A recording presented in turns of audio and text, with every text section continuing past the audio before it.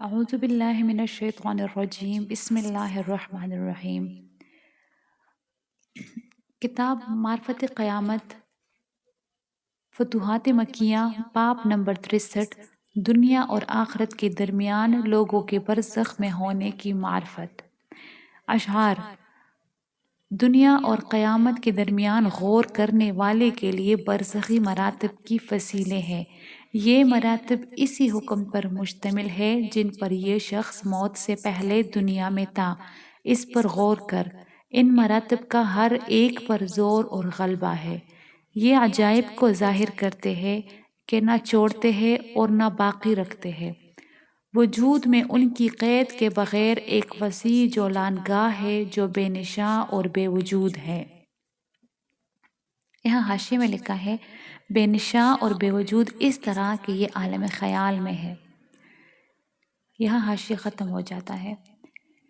یہ مراتب حق کو کن کہتے ہیں اور حق ہی ان کا خالق ہے، تو بشر ان کے احکام سے کیسے باہر جا سکتا ہے؟ انہی میں علوم ہے اور انہی میں ساری مصیبتیں ہیں، انہی میں دلائل، اعجاز اور تعبیریں ہیں۔ اگر خیال نہ ہوتا تو ہم آج بھی عدم میں ہوتے، نہ ہماری کوئی غرض پوری ہوتی اور نہ کوئی امید بر آتی۔ اگر تو اسے سمجھے تو کأنہ یعنی خیال کی قوت شرع سے ہے۔ عقل و فکر بھی یہی کہتی ہے۔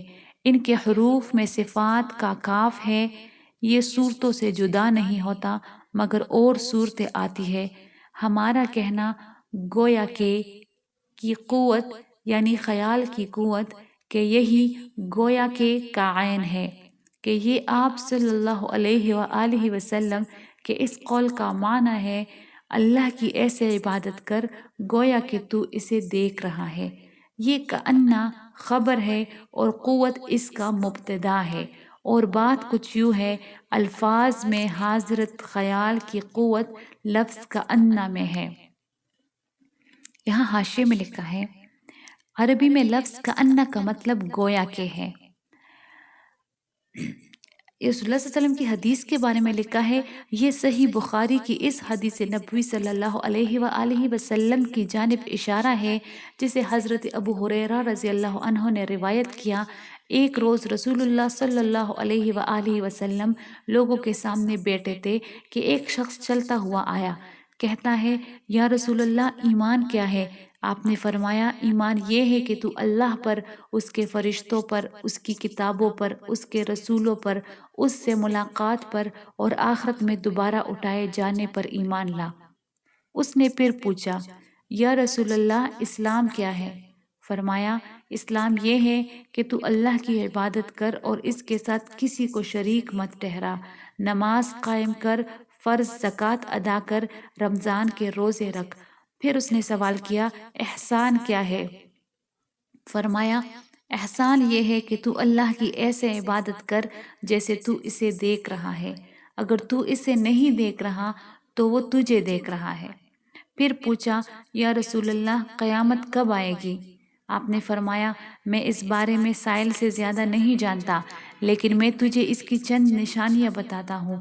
جب لونڈی اپنے آقا کو جنے تو یہ قیامت کی نشانی ہے، جب یہ جسم اور پیر ننگے لوگ لیڈر بن جائے تو یہ بھی اس کی نشانی ہے، اور قیامت ان 5 چیزوں میں سے ہے جس کا علم صرف اللہ کے پاس ہے۔ بے شک اللہ کے پاس ہی قیامت کا علم ہے اور وہی بارش برساتا ہے اور وہ جانتا ہے کہ رحم میں کیا ہے۔ پھر وہ شخص چلا گیا۔ آپ نے فرمایا اسے واپس لے کر آؤ، لیکن جب لوگ اس کے پیچھے گئے تو کچھ نہ ملا۔ فرمایا یہ جبریل علیہ السلام تھے جو لوگوں کو ان کا دین سکھانے آئے تھے۔ برزخ کیا ہے؟ یہ جان کہ برزخ سے مراد 2 معاملات کا وہ درمیانی معاملہ ہے جو کبھی بھی کسی ایک طرف کو نہیں جاتا، جیسے روشنی اور سائے کو جدا کرنے والی لکیر، یا جیسے اس متعال کا یہ قول مرج البحرین یلتقیان بینہما برزخ لا یبغیان، سورہ رحمن آیت نمبر 19 اور 20۔ 2 سمندر ملنا چاہتے ہیں لیکن ان کے درمیان برزخ ہے، سو اس سے تجاوز نہیں کرتے۔ تجاوز نہیں کرتے مطلب ایک دوسرے میں ضم نہیں ہوتے۔ اگرچہ حس ان کے درمیان اس روک کے ادراک سے عاجز ہے، لیکن عقل یہی بتاتی ہے کہ ان کے درمیان ایک رکاوٹ ہے جو انہیں ملنے سے روکتی ہے۔ یہ معقول رکاوٹ برزخ کہلاتی ہے۔ حاشیے میں لکھا ہے کہ یہ پیراگراف برزخ کی جامع ترین تعریف ہے۔ یہاں حاشیہ ختم ہو جاتا ہے۔ اگر حس سے اس کا ادراک ہو جائے تو وہ دونوں میں سے کوئی ایک ہوگا، برزخ نہیں، اور یہ دونوں معاملات اگر تجاوز کرے تو برزخ کے محتاج ہے، اور برزخ ان دونوں میں سے کسی ایک کا عین نہیں، اس میں ان دونوں کی قوت ہے۔ چونکہ برزخ معلوم اور غیر معلوم، معدوم اور موجود، منفی اور مثبت، معقول اور غیر معقول میں فرق کرنے والا معاملہ ہے، تو اصطلاحاً اس کا نام برزخ رکھا گیا۔ یہ در حقیقت معقول ہے، لیکن صرف خیال ہے۔ اگر تو نے اس کا ادراک کیا اور تو صاحب عقل ہوا تو جان جا تو نے ایک وجودی شے کا ادراک کیا، تیری نظر اسی پر پڑی۔ اسی طرح تو دلیل سے یہ قطعاً جانتا ہے کہ یہاں اصلاً کوئی شے نہیں، پھر وہ کیا ہے جس کے لیے تو نے شیعیت وجودی کا اثبات کیا، اور اس کا اثبات کرتے وقت کس سے اس کی نفی کی؟ خیال کیا ہے؟ پس خیال نہ موجود ہے نہ معدوم، نہ معلوم ہے نہ مجہول، نہ منفی ہے نہ مثبت۔ یہاں حاشیے میں لکھا ہے، یہاں خیال کو وجود اور عدم، معلوم اور مجہول، منفی اور مثبت کے مابین قرار دیا گیا۔ اسے سمجھنے کے لیے پہلے شیخ اکبر کے ہاں وجود اور عدم کو سمجھنا ضروری ہے۔ شیخ کے ہاں وجود کے 4 مراتب ہے، اور خیال ان سب مراتب میں نہیں بلکہ ان میں سے چند مراتب وجود میں ہے، اس لیے اس کا ان دونوں سے اتصاف درست ٹھہرا۔ تفصیل کے لیے شیخ اکبر کا رسالہ انشاء الدوائر دیکھیں۔ یہاں حاشیہ ختم ہو جاتا ہے۔ جیسے انسان جب آئینے میں اپنی صورت دیکھتا ہے تو قطعی جان لیتا ہے کہ اس نے ایک رخ سے اپنی صورت کا ادراک کیا، اور یہ بھی قطعی جانتا ہے کہ ایک رخ سے اس نے اپنی صورت کا ادراک نہیں کیا، کہ اس نے یہ صورت چھوٹی دیکھی۔ اگر آئینہ چھوٹا تھا، وہ یہ بھی جانتا تھا کہ اس کی اصل صورت تو اس دیکھی گئی صورت سے کافی بڑی ہے، اور ان دونوں میں کوئی مناسبت نہیں۔ اسی طرح اگر آئینہ بڑا ہو تو وہ اپنی صورت کو بہت ہی بڑا دیکھتا ہے۔ وہ قطعی جانتا ہے کہ اس کی اصل صورت اس سے بہت چھوٹی ہے، لیکن اس کا انکار بھی نہیں کر پاتا کہ اس نے اپنی صورت دیکھی۔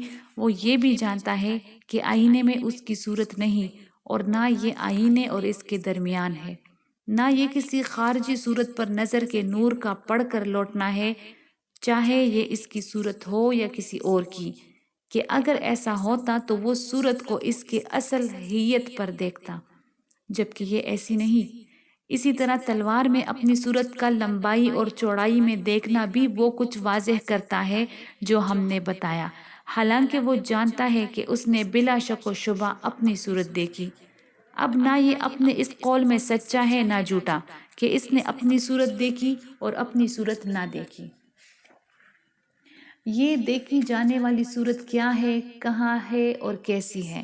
یہ منفی بھی ہے اور ثابت بھی، موجود بھی ہے اور معدوم بھی، معلوم بھی ہے اور مجہول بھی۔ اللہ سبحانہ نے اپنے بندے کے لیے یہ حقیقت ایک مثال کے طور پر ظاہر کی تاکہ وہ یہ جانے اور متحقق کرے کہ اگر وہ اس کائنات کی ایک شے کی حقیقت کے ادراک سے عاجز اور حیران ہے کہ اس شے کا حقیقی علم نہیں جان پا رہا، تو وہ اپنے خالق کے علم میں تو اور زیادہ عاجز، جاہل اور حیران ہوگا۔ اس مثال سے اس نے بتایا کہ اس کے لیے تجلیات حق تو اس سے بھی لطیف اور رقیق معنی رکھتی ہے، جس معاملے میں عقول حیران ہو گئی اور جس کی اصل حقیقت تک نہ پہنچ پائی۔ ان کا عجز اس قدر بڑھ گیا کہ انہیں یہ کہنا پڑا، کیا اس کی ماہیت ہے یا اس کی کوئی ماہیت نہیں؟ وہ اسے نہ عدم محض سے جوڑ پاتی ہے کہ آنکھ نے کچھ تو دیکھا، اور نہ وجود محض سے کیونکہ یہاں کچھ موجود ہی نہیں، اور نہ ہی امکان محض سے۔